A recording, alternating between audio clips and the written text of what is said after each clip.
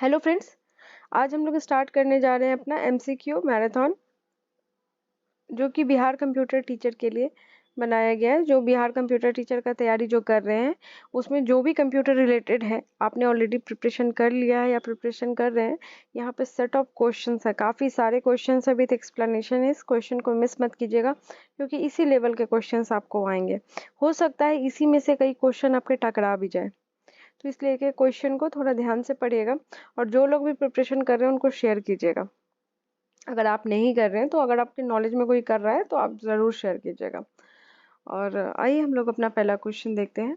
First question है, what is the function of the BIOS in a computer. BIOS का full form क्या होता है? Basic input output system. मतलब आप ये भी क्वेश्चन याद रखिएगा कि ऐसा भी पूछ सकता है आपसे कि बायोस का फुल फॉर्म क्या होता है, तो बेसिक इनपुट आउटपुट सिस्टम। ठीक है, ये पूछ रहा है कि कंप्यूटर में बायोस का फंक्शन क्या होता है। तो पहला आपको ऑप्शन दिया है, handle the display on the monitor. Display handle करने के काम आता है। मैनेजेस डिवाइस को ये मैनेज करता है, लाइक प्रिंटर्स और स्कैनर को मैनेज करने का काम करता है। Boots up the computer and initiates the operating system. Fourth है, परफॉर्म्स अरिथमेटिक कैलकुलेशंस। तो इन चारों में से क्या काम है बायोस का, ये आपको बताना है। और पहले आप खुद से ट्राई करो कि आप बता पाओ। नहीं बता पाओगे तो फिर एक्सप्लेनेशन की तरफ जाओ और मैच करो। तो आइए देखते हैं explanation. Option C, the BIOS basic input output system. ये जो होता है रिस्पॉन्सिबल होता है for booting up the computer and initiating the operating system. BIOS का जो मेन काम होता है, जैसे कि आप जैसे ही हम सिस्टम ऑन करते हो, तो वो आपका हर एक चीज़ को चेक करता है, हर एक हार्डवेयर सॉफ्टवेयर, लाइक आपका रैम ठीक से काम कर रहा है कि नहीं काम कर रहा है, हार्ड डिस्क, मतलब हर एक चीज़ को वो चेक करता है, बूटिंग अप करता है कंप्यूटर को, और ऑपरेटिंग सिस्टम को भी इनिशिएट करता है। तो मेन इसका काम यही होता है, याद रखिएगा, इससे क्वेश्चन आ सकता है। नेक्स्ट है, what is the binary equivalent of the decimal number 25। 25 का बाइनरी इक्विवेलेंट, 25 का बाइनरी इक्विवेलेंट क्या होगा? तो हम लोग क्या करेंगे, हम लोगों ने ऑलरेडी पढ़ा है ना ये चीज़ को। अगर आपने नहीं पढ़ा है तो मैं वीडियो का लिंक नीचे दे दूंगी, या फिर आप मेरे डिजिटल इलेक्ट्रॉनिक्स के सब्जेक्ट में जा कर के आप पढ़ सकते हो इसका। हम लोग क्या करेंगे, इसका शॉर्टकट लेंगे, फिर क्या करेंगे, हम लोग किस तरीके से ब्रेक करेंगे, इसमें 25 कैसे पूरेगा। तो 25 16 आप जैसे भी ऐड करके इसको 25 करोगे, उस जगह पे 1 हो जाएगा, और जहाँ नहीं है प्लेस वहाँ पे 0 हो जाएगा। तो एक बार ट्राई करिए खुद से। आइए एक्सप्लेनेशन देखते हैं। इसका इक्विवेलेंट क्या होगा, 1 1 0 0 1। इसका मतलब यहाँ पर 1 1 0 0 1, ये दोनों मिला करके 24 1 25। तो क्या था इसका, बी, हमारा ये आंसर सही है। नेक्स्ट क्वेश्चन है, which is the primary purpose of an operating system in a computer. एक कंप्यूटर में ऑपरेटिंग सिस्टम का प्राइमरी फंक्शन या पर्पस क्या होता है? सब क्यों हम लोग ऑपरेटिंग सिस्टम को यूज़ करेंगे कंप्यूटर में? Processing data, storing files, managing hardware and software resources, providing internet connectivity. Data को प्रोसेस करने के लिए, फाइल को स्टोर करने के लिए, हार्डवेयर और सॉफ्टवेयर रिसोर्सेज को मैनेज करने के लिए, या इंटरनेट कनेक्टिविटी देने के लिए। आइए देखते हैं explanation. The primary purpose of operating system is to manage hardware and software resources in a computer system. Next question है हमारा, which programming language is specially designed for creating web pages and web applications? इसमें से कौन सा ऐसा programming language है जो कि हम लोग वेब पेज और वेब एप्लीकेशंस को क्रिएट करने के लिए, डिज़ाइन करने के लिए हम लोग यूज़ करते हैं? विच programming language is specifically designed for creating web pages and web application. उसका डिज़ाइन ही इसलिए किया गया है क्योंकि उससे वेब पेज और वेब एप्लीकेशन बनाया जा सके। तो ऐसा कौन सा लैंग्वेज है? जावा, पाइथन, HTML, C++। ऑलरेडी आप लोग जानते हैं, आइए एक्सप्लेनेशन देखते हैं। HTML इज HTML का हम लोग वेब पेज और वेब एप्लीकेशन में यूज़ करते हैं। हम लोगों ने ऑलरेडी वेब डेवलपमेंट में ये चीज़ पढ़ा है। जिन्होंने नहीं पढ़ा है वो मेरा आप जा कर के वेब टेक्नोलॉजी का पढ़ सकते हैं प्लेलिस्ट पूरा, काफ़ी नॉलेज हो जाएगा आपको वेब डेवलपमेंट का। अब है नेक्स्ट आपका question, what does the acronym URL stands for in the context of the internet. URL का फुल फॉर्म क्या होता है? Universal register locator, uniform resource locator, universal resource link, unified routing locator. आइए हम लोग इसका आंसर देखते हैं। Option B, URL stands for uniform resource locator which is used for specify the address of a resource on the internet। Internet पे address को specify करने के लिए हम लोग इसका यूज करते हैं। नेक्स्ट क्वेश्चन है आपका, which type of computer memory is non volatile and retains its data even when the power is turned off। अगर आप सिस्टम में काम कर रहे हो, मान लीजिए मैं भी सिस्टम में काम कर रही हूँ, मेरा लैपटॉप डिस्चार्ज हो गया और अचानक से मेरा सिस्टम बंद हो गया, तो कौन सा ऐसा मेमोरी है जो अपने पास फिर भी डेटा को स्टोर रखेगा, नॉन वॉलेटाइल होगा? RAM, random access memory, ROM, read only memory, cache memory या वर्चुअल मेमोरी। आप लोग ऑलरेडी इसका आंसर जानते हैं और आइए मैच करते हैं एक्सप्लेनेशन से। रोम, एज वी नो कि रोम इज अ नॉन वॉलेटाइल। इसमें क्या होता है कि डेटा आपका पावर ऑफ हो जाने के बाद भी रहता है, लेकिन ऐसा रैम में नहीं होता है। रैम क्या करता है? टेम्पोररी डेटा को स्टोर करता है। तो ये भी एक डिफरेंस है जो याद रखने का, इससे एकदम क्वेश्चन 100% आता है। नेक्स्ट है आपका question, what is the role of the CPU central processing unit in a computer system. क्या रोल है CPU का कंप्यूटर सिस्टम में?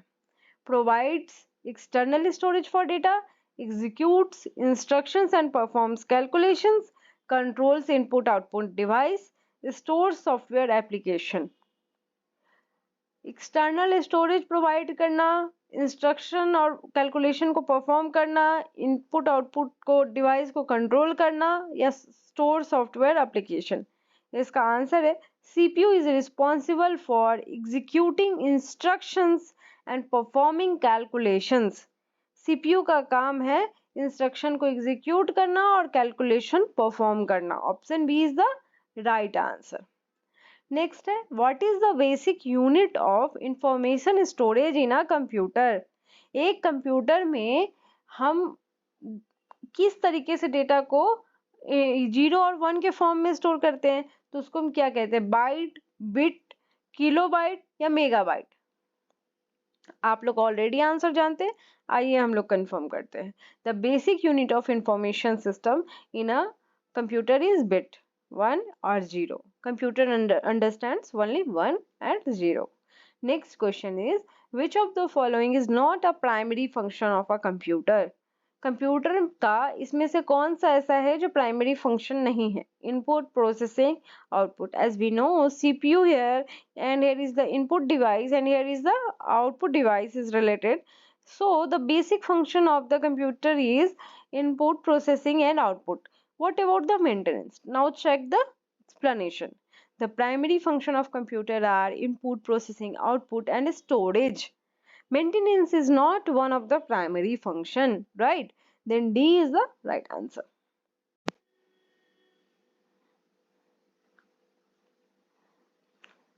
नेक्स्ट क्वेश्चन है हमारा, what does the term GUI stands for in a computing.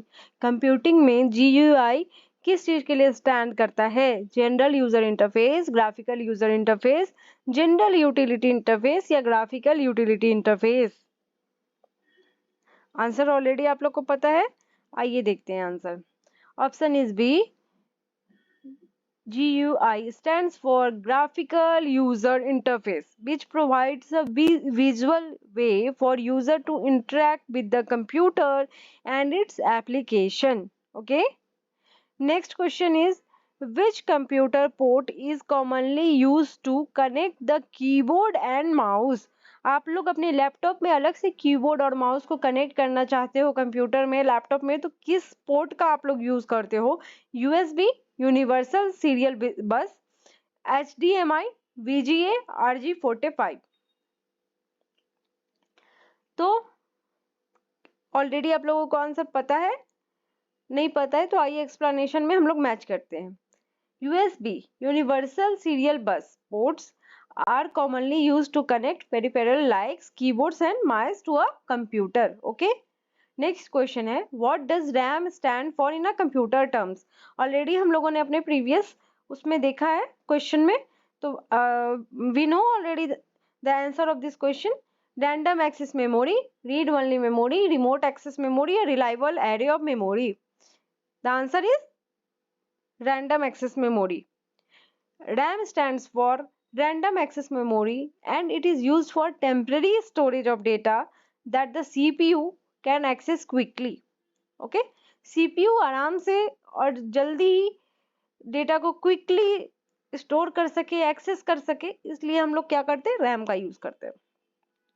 Now the next question is which component of a computer is responsible for storing data for the long term?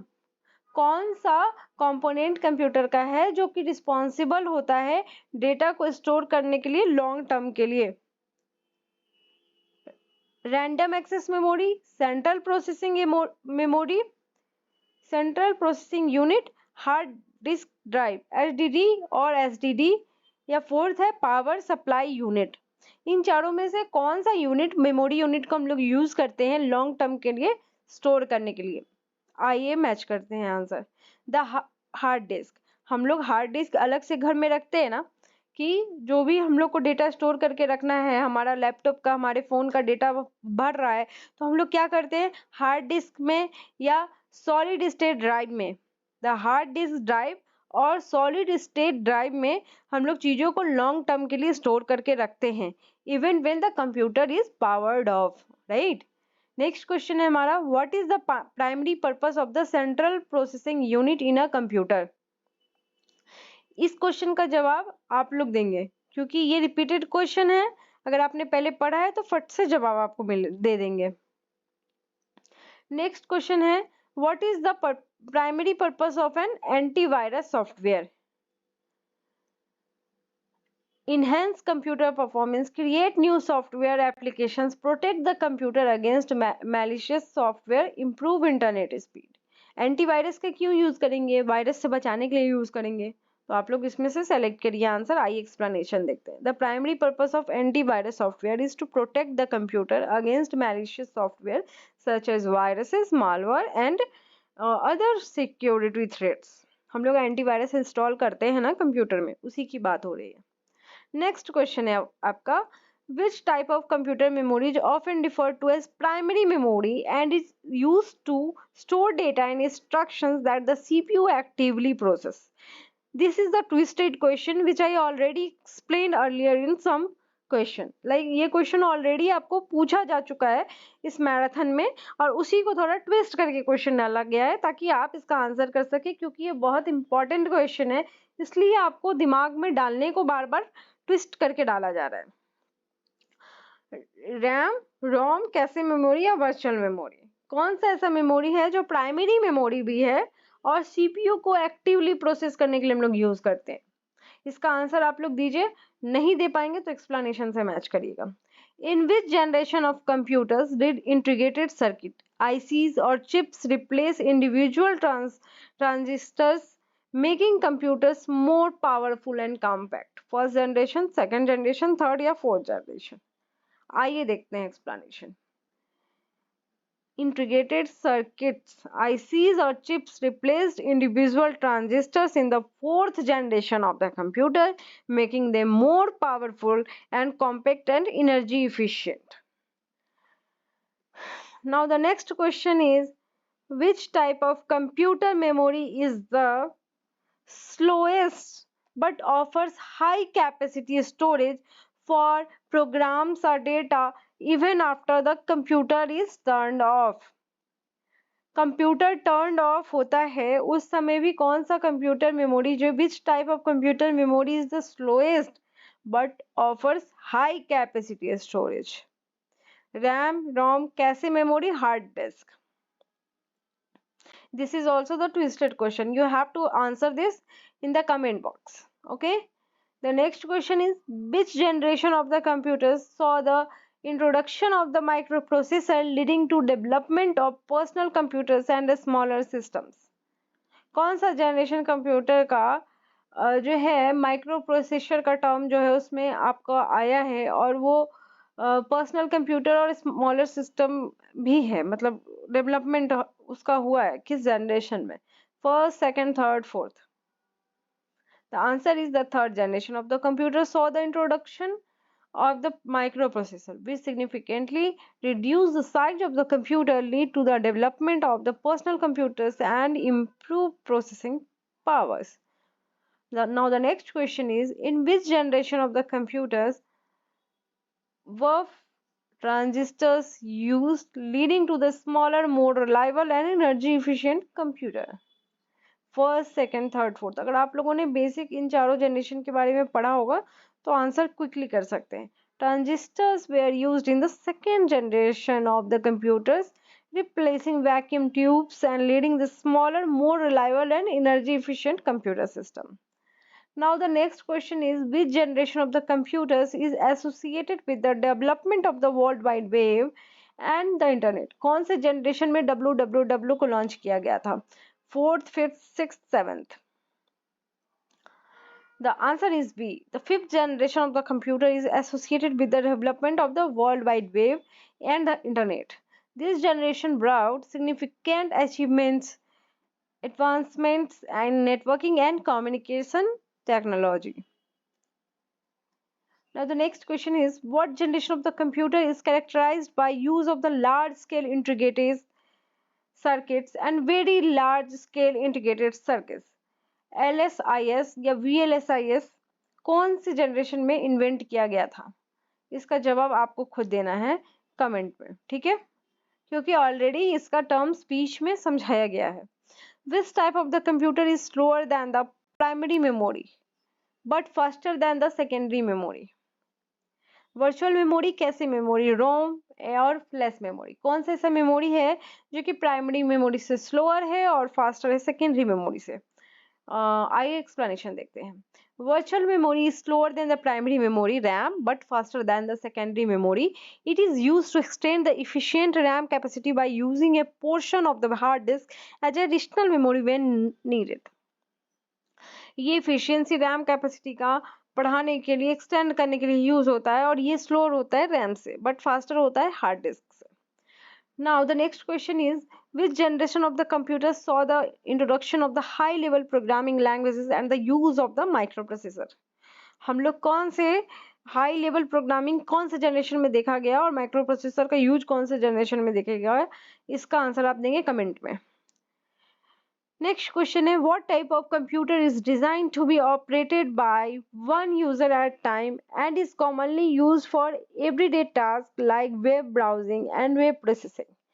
कौन सा ऐसा computer design किया गया है जो कि one user एक time में ही एक्सेस कर सकता है? Super computer, main frame, personal computer and mini computer? The answer is, already इसका एक्सप्लेनेशन आपको बताया गया लेक्चर में, थर्ड वाला जो लेक्चर है आपका बिहार कंप्यूटर टीचर का, उसमें जाके देखिए, वो एक्सप्लेन किया गया. The answer is C. Personal computer is designed to be operated by one user at a time and is commonly used for the everyday tasks like web browsing, word processing and other personal application. अगर आप लोग थक गए हो question सुनते सुनते, explanation देखते देखते, तो थोड़ा सा ब्रेक लीजिए, पानी पीजिए और फिर आकर के पॉज करिए और फिर उसके बाद आप बैठ के देखिए, ठीक है? पॉज करिए और उसके बाद जाइए आप फ्रेश होकर के 5 मिनट और फिर आकर के देखिए. नेक्स्ट क्वेश्चन है, what type of memory is the closest to the CPU and is used to store frequently accessed data to speed up processing? What type of memory जो है CPU के closest है और store frequently accessed data to the speed of the processing? Virtual RAM, ROM, cache memory? कौन सा ऐसा memory है? ये भी ट्विस्टेड क्वेश्चन है और सेम आस्क क्वेश्चन है but in the twisted form. आप लोगों को इसका आंसर देना है.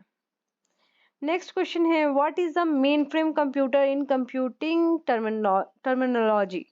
A compact and portable computer for personal use, a powerful computer that handles large scale processing and data storage for multiple users.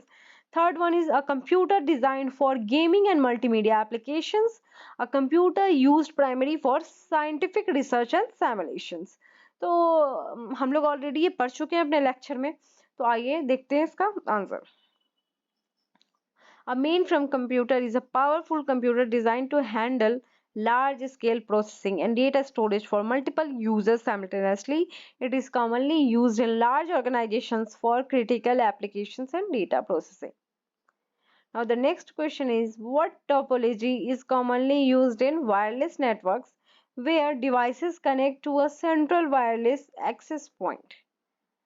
कौन सा ऐसा टोपोलॉजी है जो वायरलेस नेटवर्क में काम करता है जहाँ की डिवाइस कनेक्ट होता है सेंट्रल से वायरलेस एक्सेस पॉइंट से? मेश टोपोलॉजी, स्टार टोपोलॉजी, बस और ring? The answer is star topology is commonly used in wireless networks where devices are connected to a central wireless access point to access points act to the central hub for wireless communication in the network. यहाँ पर एक आपका hub है और यहाँ पे computers हैं 1 2 3 4 और ये सेंट्रल हब की तरह काम करता है, राइट. और ये सबको ये एक तरीके का आपका बस टोपोलॉजी है, सॉरी स्टार टोपोलॉजी है, राइट. अभी नेक्स्ट आपको हम देखते हैं हम लोग, which topology provides better security and privacy compared to other topology. सबसे ज़्यादा प्राइवेसी और सिक्योरिटी कौन सी टोपोलॉजी में होता है? स्टार, रिंग, बस, mesh. Star topology provides better security and privacy compared to other topologies because each device's communication is channeled through the central hub. This arrangement limits direct interactions between devices, reducing the risk of unauthorized access. क्योंकि इसमें जो भी चीज़ access करना होता है वो central hub के through करना होता है, तो ये सिक्योरिटी प्रोवाइड करता है सबसे ज़्यादा. Which topology is used in modern Ethernet networks where each device has a direct connection to a central switch? कौन सा ऐसा टोपोलॉजी है modern ethernet network where each जो मॉडर्न इथरनेट नेटवर्क में यूज होता है जो कि each device has a direct connection to a central switch? आप लोग आंसर बहुत इजीली अब कर सकते हो. रिंग, बस, mesh, star. The answer is modern Ethernet networks use a star topology where each device has a direct connection to a central switch. The switch acts as a central hub for communication and efficiently manages network traffic. Now, जहाँ भी central का बात हो तो star topology होगा, right? Next, what type of computer network topology is the most scalable and easy to expand with additional devices? कौन सा ऐसा टोपोलॉजी है जो कि हम लोग इजीली एक्सपेंड कर सकते हैं, एडिशनल डिवाइस हम इजीली ऐड कर सकते हैं? Ring topology, star topology, bus topology, mesh topology? The answer is again the star topology. Star topology is the most scalable and easy to expand with the additional devices. Adding new devices involves connecting them to the central hub. कुछ ही नहीं करना है, बस central hub में उसको add कर देना है. कोई वायर का झंझट नहीं है, कोई भी बहुत ज़्यादा सिस्टम को एक दूसरे से कनेक्ट करने की ज़रूरत नहीं है. Now the next question is, which computer network topology is commonly used in peer-to-peer network? P2P में कौन सा topology network use होता है? Star, mesh, bus, ring? The right answer is bus topology is commonly used in peer-to-peer P2P networks where each device has equal status and data is transmitted along the shared communication line. The next question is, what is the disadvantage of the ring topology? Ring topology का disadvantage क्या है? Difficult to install and configure, expensive to implement, require a central hub for communication, failure of one device can disturb the entire network. The disadvantage is D. A disadvantage of ring topology is the failure of one device can disturb the entire network. If a device or connection in the ring fails, data cannot circulate, causing communication problem, right? The next question is, which computer network topology used a single communication line where all devices are connected along the line? Mesh topology, bus topology, star topology और ring topology. कौन सा ऐसा computer network topology है जो कि single communication line where all devices are connected along the line, एक line से सारे डिवाइसेस को इधर भी कनेक्ट कर दिया, इधर भी कनेक्ट कर दिया, इधर भी कनेक्ट कर दिया, ऐसा कौन सा है? In a bus topology all devices are connected to a single communication line, यहाँ पे सिर्फ एक कम्युनिकेशन लाइन से कई सारे सिस्टम को कनेक्ट कर देते हैं ये लोग, ठीक है। Next question in which topology does each device receives data from one device and transmit data to another device in a linear manner? एक डिवाइस से कनेक्ट लीनियर मैनर में एक डिवाइस से रिसीव करके और ट्रांसमिट करता है अदर डिवाइस को। स्टार, बस, ring, mesh. In ring topology, each device receives data from one device and transmit data to the next device in a linear manner, forming a closed loop. Data circulates around the ring until it reaches the intended recipient. Okay. Next question is, which computer network topology provides fault tolerance and redundancy in case of link failure? अगर link failure हो जाता है तो कौन सा fault tolerance and redundancy case में fault tolerance आपको provide करता है लिंक फेलियर के केस में? मेश टोपोलॉजी, बस, ring, star topology.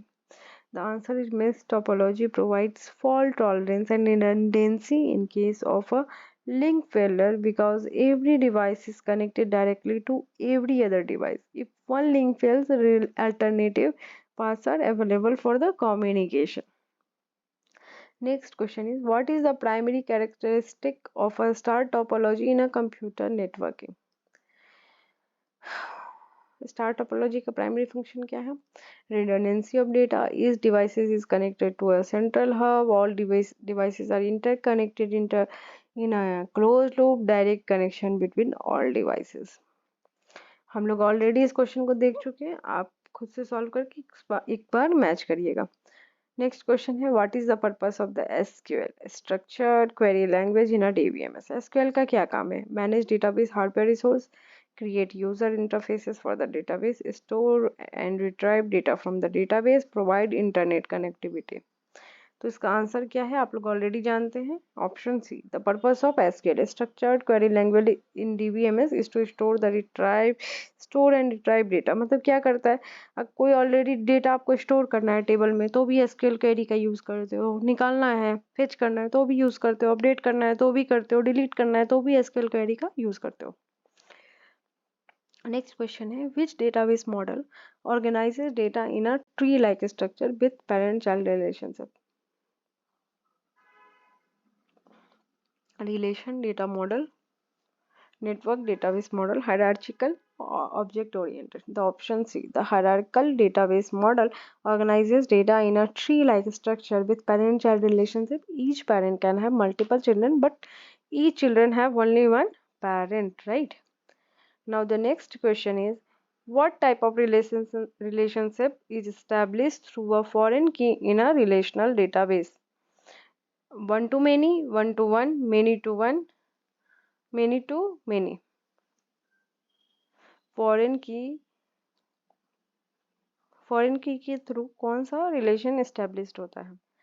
A foreign key in a relational database establishes one-to-many relationship between two tables. It allows values in one column foreign key to match values in another table primary key linking to other table. foreign key क्या होता है, किसी table का primary की दूसरे table में use कर रहे हो तो वो एज अ फॉरेन की काम करता है. Which programming language is considered as a high level language and it is known for its readability and simplicity? Assembly language, C programming language, Python or machine language? Python is considered as a high level programming language known for its readability. Next question is, in a relational database what is primary key? Primary key क्या होता है database में? primary key क्या होता है? A key used for encryption of data, एक की जो डेटा को encrypt करने के लिए यूज करते हैं. A unique identifier of tables record, a key used for create relationship between the tables, a key used to store data in accessing ascending order. The right answer is B. In a relational database A primary की is a unique identifier. मतलब अगर आपको किसी table में कोई भी चीज़ find करना है तो आप किसके थ्रू करोगे, तो आप प्राइमरी की के थ्रू करोगे। लाइक एक स्टूडेंट डेटाबेस है जिसमें एक स्टूडेंट है, स्टूडेंट का डेटा है, तो क्या होगा कि उसमें अगर आप स्टूडेंट का रोल नंबर अगर प्राइमरी की डाल दिए हो तो प्राइमरी की से वो रोल नंबर सिर्फ एक बच्चे का होगा, तो वो एज अ प्राइमरी की वहाँ काम करेगा। नेक्स्ट क्वेश्चन है हमारा, what is the main purpose of the database management system. DBMS का मेन पर्पस क्या होता है? Manage computer hardware, provide user interface, store and manage data in database, control internet connectivity. As we know कि database का main काम क्या होता है? स्टोर करना। The main option C, the main purpose of the database is to store manage the database. Now the question is, which type of operating system allows multiple user to access and interact with the system। मतलब एक साथ आप किसी system के साथ, मतलब कौन सा ऐसा ऑपरेटिंग सिस्टम अलाउ करता है जो मल्टीपल यूजर एक साथ एक्सेस कर सकते हैं, इंटरेक्ट कर सकते हैं एक साथ ही। Single user operating system, multiple user, real time batch operating system. Multi-user operating system allows multiple users to access and interact with the system simultaneously. It efficiently manages resources to serve multiple users' requests concurrently. Next question is, what is the role of the kernel in an operating system? Kernel का क्या काम होता है operating system? Provides a user interface for application, manage computer hardware resource, store user data and files, control internet connectivity. The kernel, option B is the right answer. The kernel is the core component of the operating system that directly manages computer hardware resources. It handles tasks such as memory management, process scheduling, device drive, and low-level interactions with the hardware. Next question is, which memory management technique allows a program to be executed even if it is not fully loaded into the main memory? Segmentation, swapping, paging, fragmentation. Paging is the memory management techniques that allows program to be executed even if it is not fully loaded into the main memory. Okay, now the next question is, which scheduling algorithm is used in the most modern operating system that allocates CPU time to different processors? FCFS, SHN, shortest job next, round robin या priority scheduling? Round robin is the scheduling algorithm used in most modern operating system to allocate time to different processes. Now the next question is, which type of programming languages allows programmers to focus on what to do rather than how to do it? Procedural programming language, high level, low level, or assembly language? So option B is the right answer. High level programming languages allow programmers to focus on what to do. Next question is, what is the purpose of variable in programming language? To store instructions for the program, to control the flow of the program, to store and manipulate data during program execution, to create graphical user interface. The option C is the correct answer. The purpose of the variable is to store and manipulate the data during the program execution. Next question is, which programming language is considered a low-level language closely related to the computer's hardware architecture? Python, C++, Java, HTML. The correct answer is C++. Option B is considered as a low-level programming language closely related to the computer's hardware architecture. Now the next question is, what is the purpose of the conditional systems in programming language? To define classes and objects, to control the flow of the program execution based on certain conditions, to handle errors and exceptions in the program, to convert high-level code to the machine code. The option B is the correct answer. Conditional statement in a programming language are used to control the flow of the program execution using the certain conditions. हमारा slide यहीं पे ख़त्म होता है। 50 question थे total जो हम लोगों ने सॉल्व किया है। बीच में 3-4 क्वेश्चन आपसे पूछे गए हैं जो थोड़े ट्विस्टेड क्वेश्चन थे, उसका आंसर आप कमेंट में ज़रूर दीजिएगा और जो भी लोग प्रिपरेशन कर रहे हैं उनको शेयर कीजिएगा। आज के लिए इतना ही, बस मिलते हैं नेक्स्ट वीडियो में। Thank you so much and bye.